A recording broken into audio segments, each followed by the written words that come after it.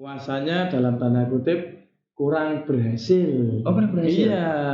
Lah soalnya kalau habis buka jam 12 makan lagi. Lah ya ini sebelum sahur makan lagi. Ya ini harus diperbaiki. Ini yang gemuk nanti para sahabat muslim yang gemuk nanti gimana ini? Nanti yang gemuk insya Allah dengan puasa nanti bisa diet secara alami. Bisa diet secara alami.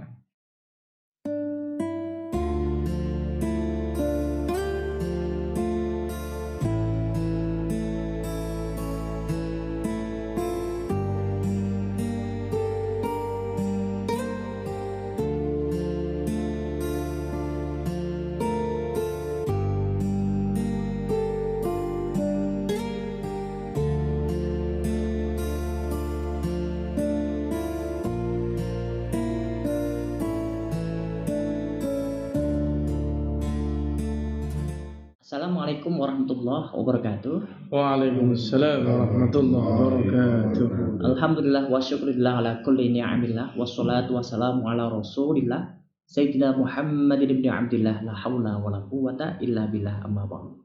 Rabbi shrah li sadri wa yassir li amri wahlul 'uqdatam min lisani yafqahu qawli amin ya rabbal alamin. Allahumma shalli ala sayyidina Muhammad al-Fatih lima ughliqa wal khatim lima sabaqa nasir haqqi bil haqq wal hadi ila syiratikal mustaqim wa ala alihi haqqa qadrihi wa miqdaril azim.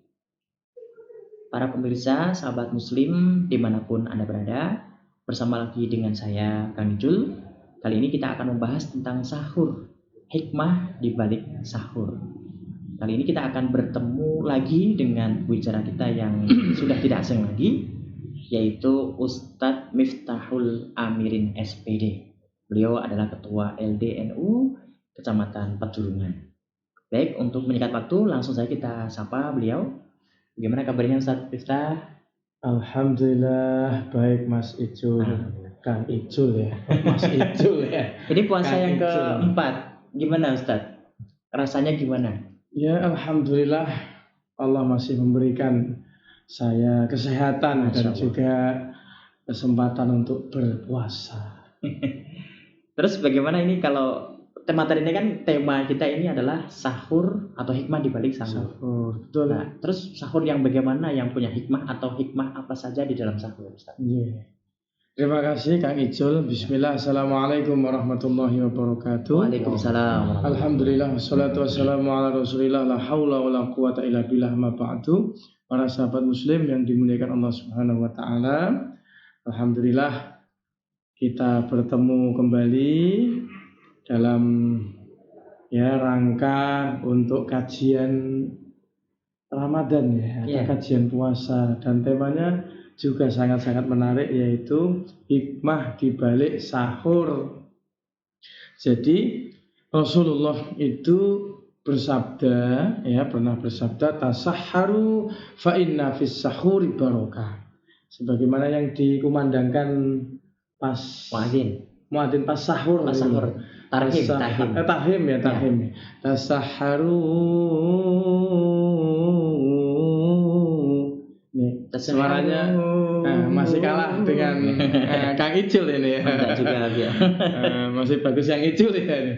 Tasahharu fa inna fis sahuri barakah. Sahurlah kalian semuanya, sesungguhnya sahur itu ada keberkahan. Sahur itu mengandung keberkahan atau kebaikan. Berkah itu kan kebaikan. Jadi kebaikan apa atau keberkahan apa? Ternyata begini Kang Ijul. Jadi kalau kita ini sahur, tubuh ini dalam tanda kutip itu punya kekuatan lebih dibandingkan yang tidak sahur.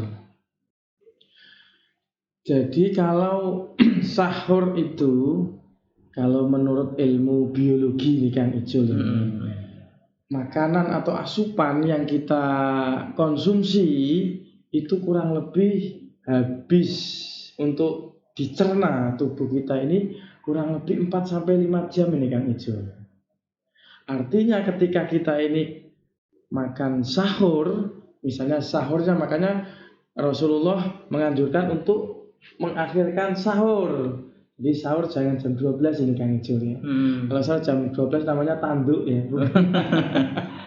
Kurang bukanya.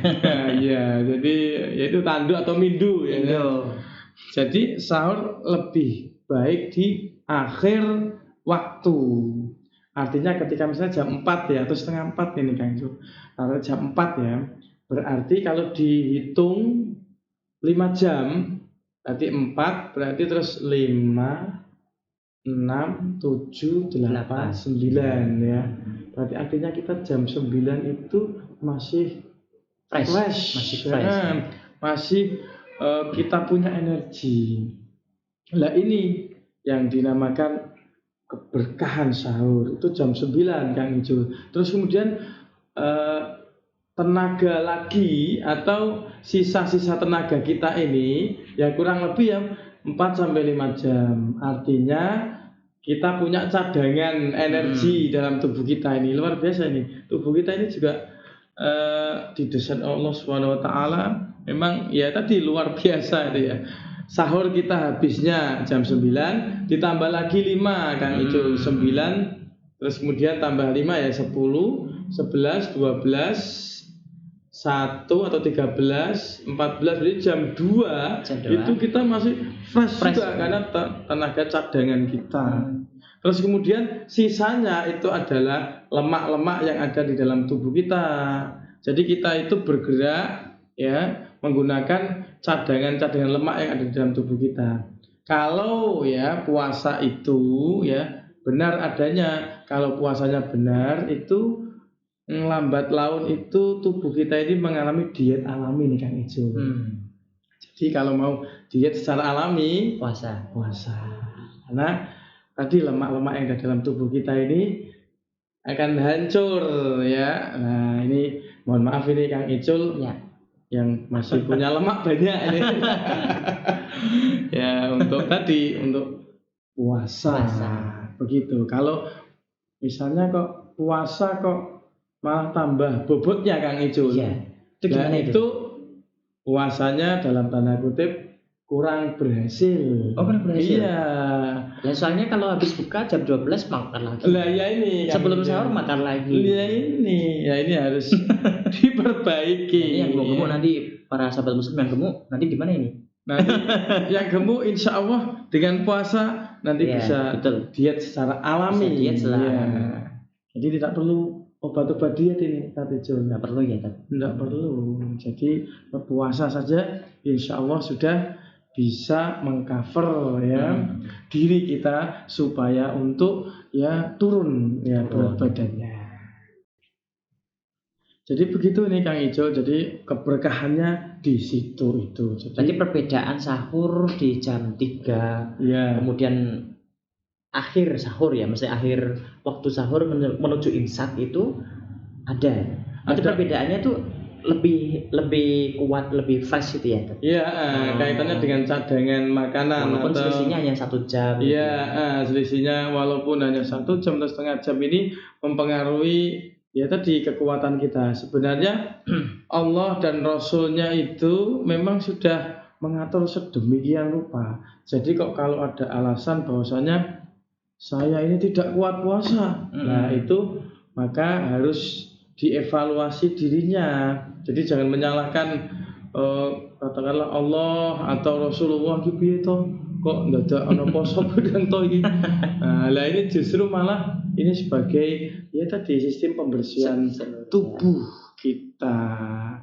Jadi itu Kang Ijul. Jadi kalau mau puasa yang benar ya itu bukannya tidak dianjurkan untuk makan besar dulu, tapi kebiasaan ya para sahabat muslim kebiasaannya itu biasanya langsung pas adzan maghrib, wah langsung 2 atau 3 piring lah. Ini yang perlu diluruskan. Terus ini sahur itu apa saja yang dimakan supaya sahabat muslim juga tahu ya.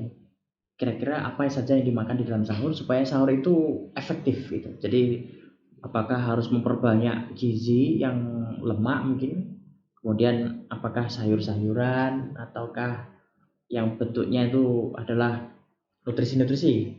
Iya. protein gitu. Gimana Tad? Apa saja contohnya yang biar sahabat muslim juga tahu sahur yang baik makanannya apa saja yang dipilih?